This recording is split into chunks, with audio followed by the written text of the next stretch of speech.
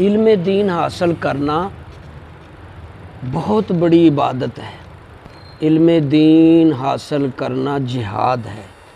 علم دین حاصل کرنا شہیدوں میں موت آنے کی جناب رسول اللہ نے حدیث بیان فرمائی۔ علم دین حاصل کرنے کے لیے صحابہ بہت جتن اور کوشش کرتے تھے۔ یہ ضروری نہیں کہ علم دین حاصل امام مسجد بننے کے لیے کیا جائے، ہر بندے کو ضروری ہے کہ ضرورت کا علم دین حاصل کرے۔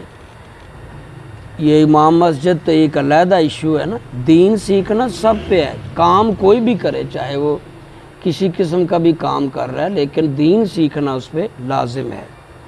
دین سیکھنے کے لیے حضور صلی اللہ علیہ وسلم کے دور میں صحابہ صفہ جامعہ صفہ بنایا گیا، جس میں ابو بکر صدیق اور بڑے بڑے نامی گرامی صحابہ بھی، ابو ہریرہ جیسے بھی۔ یہاں میں ایک حدیث بیان کروں کہ ابو ہریرہ رضی اللہ کہتے ہیں،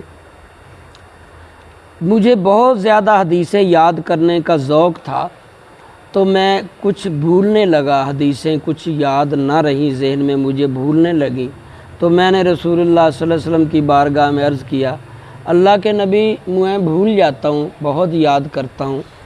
تو آپ نے فرمایا چادر پھیلاؤ۔ کہتے میں نے اپنی چادر، جو جیسے ایکسٹرا کپڑا ہم رکھتے ہیں اس طرح چادر زمین پہ پھیلا دی، تو حضور صلی اللہ علیہ وسلم نے دونوں ہاتھوں سے، اپنے دونوں ہاتھوں سے اس چادر میں کچھ ڈالا، ایسے کر کے گویا کوئی دل کی طرف سے روحانیت دونوں ہاتھوں میں اشارے سے اس چادر میں ڈال دی، اور فرمایا اب یہ چادر اپنے اوپر لپیٹ لے۔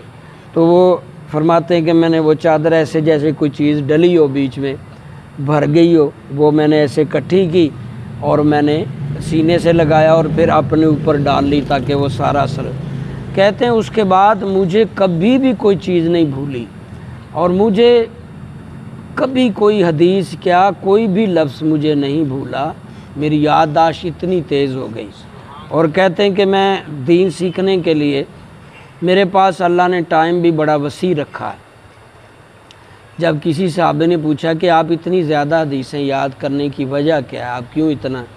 کہتے ہیں کہ میں ایک تو آیت ہے ان الذین یکتمون ما انزلنا من البینات والہدی، یہ آیت پوری ہے۔ ایک تو یہ وجہ ہے کہ اللہ نے کہا ہے کہ جو ہم نازل کیا ہے قرآن کی صورت میں، نبی کی صورت میں، ان سے جو ملتا ہے وہ تم سنبھالو، یاد کرو اور آگے پھیلاؤ، تم سب کی ذمہ داری ہے۔ تب سے میں بہت زیادہ حدیثیں اور دین سیکھتا رہا۔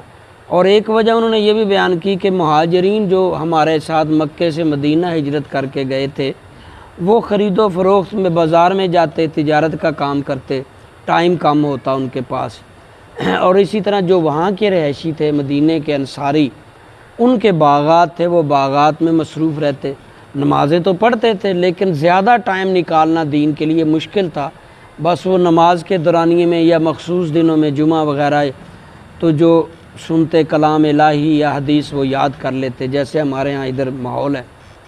لیکن کہتے ہیں میرے پاس وقت بہت زیادہ تھا، میں نے صرف کھانا کھانے جانا ہوتا تھا، اور اس کے بعد حضور کے ساتھ ساتھ ہر وقت جو وحی آتی یاد کرتا، حضور سے سنتا، اور جو حضور فرمان بیان کرتے، حدیث بیان کرتے وہ سنتا، اور مجھے وہ یاد ہو جاتی اور اس طرح میں یاد کر لیتا۔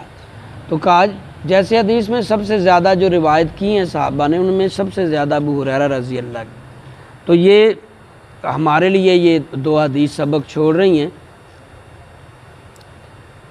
کہ دین سیکھنے میں بھی اپنا وقت نکالیں، دین سیکھنے کے لیے کچھ وقت دیں۔